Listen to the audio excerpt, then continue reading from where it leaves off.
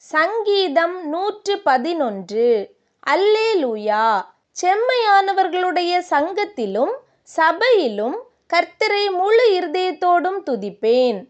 கர்த்தரின் செய்கைகள் பெரியவைகளும் அவைகளில் பிரியப்படுகிற எல்லாராலும் ஆராயப்படுகிறவைகளுமாயிருக்கிறது.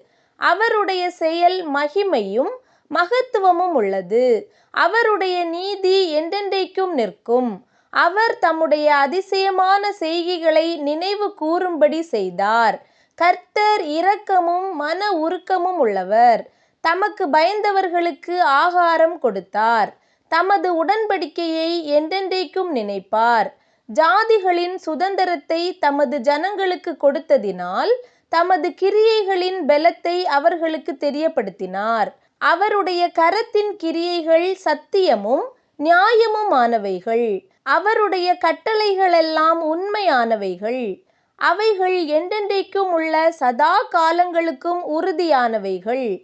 அவைகள் உண்மையும் செம்மையுமாய் செய்யப்பட்டவைகள். அவர் தமது ஜனத்திற்கு மீட்பை அனுப்பி தமது உடன்படிக்கையை நித்திய உடன்படிக்கையாக கட்டளையிட்டார். அவருடைய நாமம் பரிசுத்தமும் பயங்கரமுமானது. கர்த்தருக்கு பயப்படுதலே ஞானத்தின் ஆரம்பம். அவருடைய கற்பனைகளின்படி செய்கிற யாவருக்கும் நற்புத்தி உண்டு. அவர் புகழ்ச்சி என்றைக்கும் நிற்கும்.